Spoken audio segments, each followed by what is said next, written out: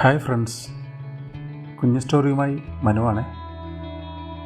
നമ്മുടെ യാത്ര തുടരുകയാണ്.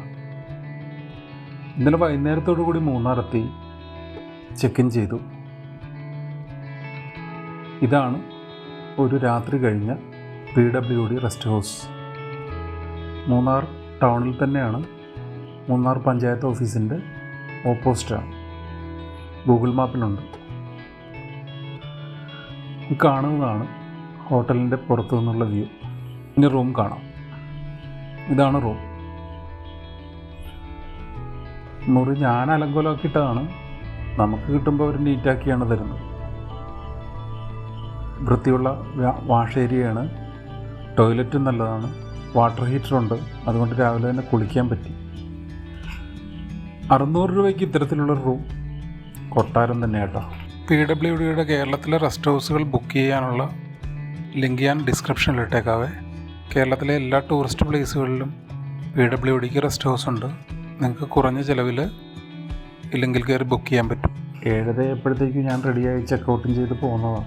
വണ്ടി വന്ന് നോക്കുമ്പോൾ വണ്ടി പഞ്ചർ, പണി പാളി. പിന്നെ ഇവിടെ അതൊന്ന് ഒട്ടിച്ചെടുക്കാൻ ഏതെങ്കിലും വർക്ക്ഷോപ്പ് ഉണ്ടോ എന്നുള്ള നോട്ടമായി. ഭാഗ്യത്തിന് ഗസ്റ്റ് ഹൗസിൽ നിന്ന് ഇറങ്ങണ വഴിയിൽ തന്നെ മെയിൻ റോഡിലേക്ക് ഇറങ്ങുമ്പോൾ തന്നെ ഒരു വർക്ക്ഷോപ്പിൻ്റെ ബോർഡ് കണ്ടു. ആൾ വരുമ്പോഴത്തേക്ക് ഒരു 10 മണിയാവും. വന്നിട്ട് റെഡിയാക്കി തരാമെന്ന് പറഞ്ഞ പോലെ തന്നെ ഒരു 9:30 ആളെത്തി. വണ്ടി പഞ്ചർ ഒട്ടിച്ച് ഗ്യാപ്പ് റോഡ് വഴി വാഗമണിലേക്ക് പോയിക്കൊണ്ടിരിക്കുക. നമ്മൾ മൂന്നാർ ടൂറാണ് പ്ലാൻ ചെയ്യണതെങ്കിൽ മൂന്നാർ ചെന്നിട്ട് ഓരോ സ്ഥലങ്ങൾ കിലോമീറ്ററുകളോളം ദൂരമുണ്ട്. അത് കൃത്യമായി പ്ലാൻ ചെയ്താൽ അധികം അലച്ചിലില്ലാതെ മൂന്നാർ കണ്ട് മടങ്ങാം. അല്ലെങ്കിൽ എല്ലാവരും ചോദിക്കുമ്പോൾ കുറേ തേയിലത്തോട്ടം കണ്ടു, അല്ലാതെ എന്ത് കാണാനാണെന്നുള്ള ചോദ്യം വരും. എൻ്റെ ഈ യാത്ര മറ്റേ ബൈക്ക് റൈഡ് മാത്രമേ കണ്ടു. പിന്നെ കാലാവസ്ഥ മോശം, എവിടെ പോയാലും ഒന്നും കാണാൻ പറ്റില്ല, നിങ്ങളെയും കാണിക്കാൻ പറ്റില്ല. മുഴുവൻ കോടയും കയറി മഴയും എല്ലാം കൊണ്ട് ഞാൻ ടൂറിസ്റ്റ് പ്ലേസിലേക്കൊന്നും പോയില്ല. മൂന്നാറിലെ ടൂറിസ്റ്റ് പ്ലേസുകളെ നമുക്ക് 4ആയിട്ട് തിരിക്കാൻ പറ്റി. ഒന്ന്, മൂന്നാർ ടൗണിൽ നിന്ന് ടീ മ്യൂസിയവും കണ്ട് എരവികുളം നാഷണൽ പാർക്കും ലഖം വാട്ടർഫാളും തൂവാനം വ്യൂവും ചിന്നാർ വൈൽഡ് ലൈഫ് സാഞ്ചുറിയും സാൻഡൽവുഡും ഒക്കെ കണ്ട് വാൽപ്പാറ വഴി തിരിച്ചു വരുന്ന വിധത്തിലുള്ളൊരു റൂട്ടുണ്ട്. അതൊന്ന്. അത് നമ്മൾ എറണാകുളത്തു നിന്നാണ് വന്നതെങ്കിൽ പള്ളിവാസൽ ടീ ഫാക്ടറിയും എല്ലാം കണ്ടിട്ട് മൂന്നാർ ടൗണിൽ വന്ന് സ്റ്റേ ചെയ്തിട്ട് ഈ റൂട്ടിലേക്ക് പോവുക. പിന്നുള്ളത് മാട്ടുപ്പെട്ടിയും ഫോട്ടോ പോയിൻറ്റും എക്കോ പോയിൻറ്റും ബോട്ടിങ്ങും കുണ്ടള ഡാമൊക്കെയുള്ള റൂട്ടാണ്. അവിടെ പോയിട്ട് തിരിച്ച് മൂന്നാറിലേക്ക് വരണം.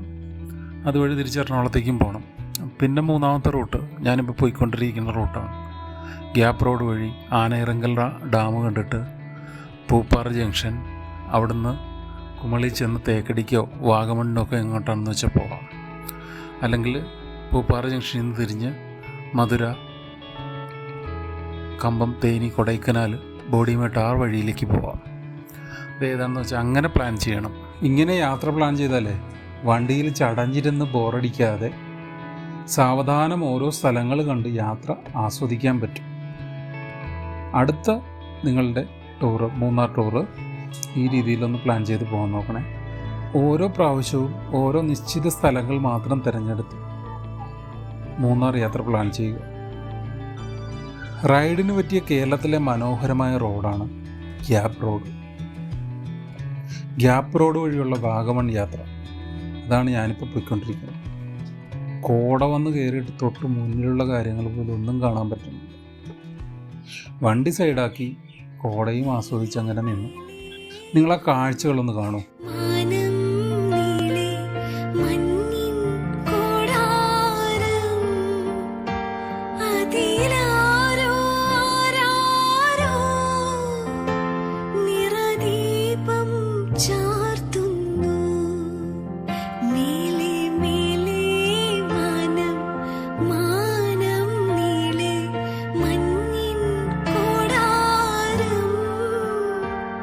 അതിലാരോ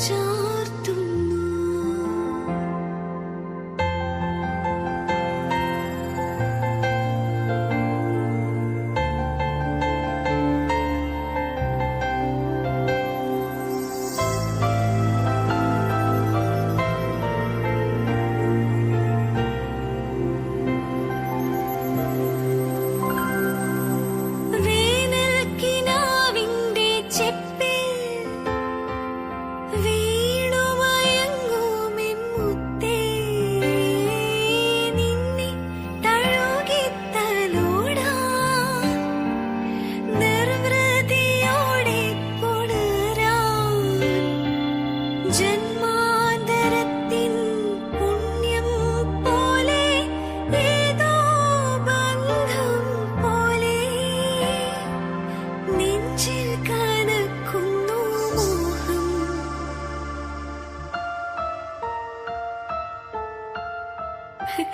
മേലെ മേലെ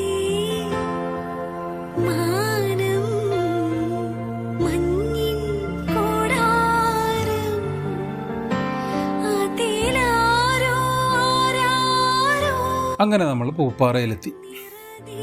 പ്രിയപ്പെട്ട സ്ഥലങ്ങളിലൊന്നാണ് പൂപ്പാറ എനിക്ക്.